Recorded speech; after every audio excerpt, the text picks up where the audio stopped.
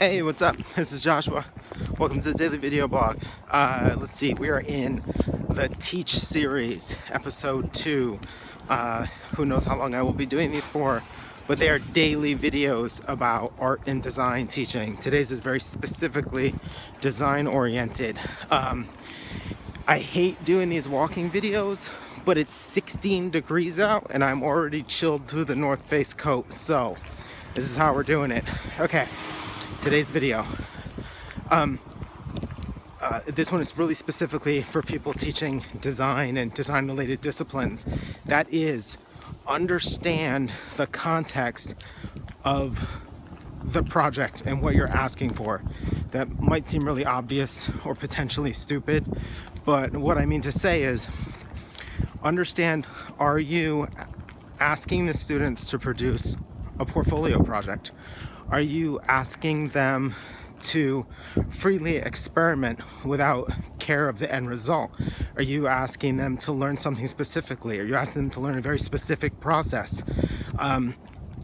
If you're not clear on these things, and I think that this one is really more for new teachers, maybe all of these are, but if you're not clear on these things, it can be very difficult to kind of toe the line on what it is that is sort of acceptable pushback from the student. So for example, if you're teaching a process-oriented workshop and you have no expectations of students getting portfolio work out of it, and then they start pushing back on the process because whatever, they had some other idea, you have to have the kind of frame to shut that down and to sort of acknowledge that that's not the point of this particular workshop, and also to say, yeah, great, you've had a good idea. Like, having good ideas is not an accomplishment. It's not meaningful in any way, shape, or form.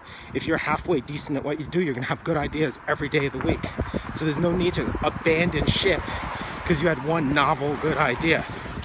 To the same extent, if you are running a class dedicated more towards a portfolio driven outcome, I think it's really critical to understand how that work is going to slot into job interviews and portfolio reviews. For example, have you given out an assignment that is ambitious and huge but is damn near impossible to explain?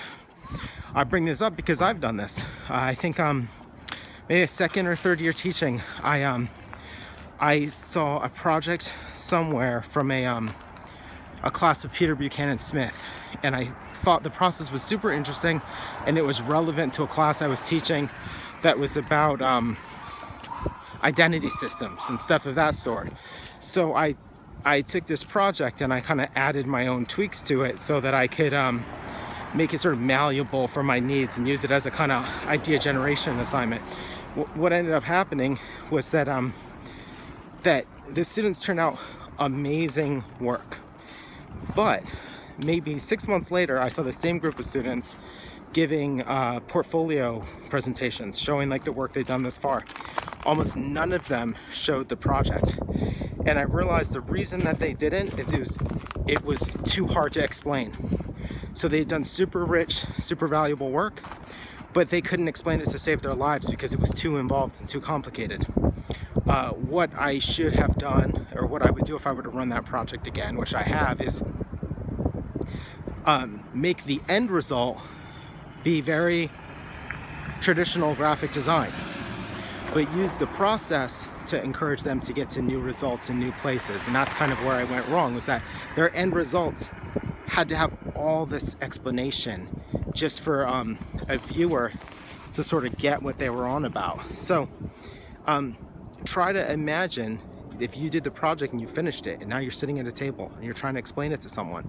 Does it take 10 minutes to get through it, or is it like, I did this, this, and this, and boom, there it is? And does it slot into the worldview of the people who need it? I think this context thing is huge. I routinely hear frustrations from people where they're trying to assign something that's maybe more experimental and they can't get students to let go of the portfolio requirement. And if you've really thought through of that, you're going to come up with a arguments about why that doesn't matter, why it's not particularly significant in terms of what you're trying to get done. So hopefully that's pretty clear. If you have any questions or comments, leave them. I'd love to hear from you. Thanks.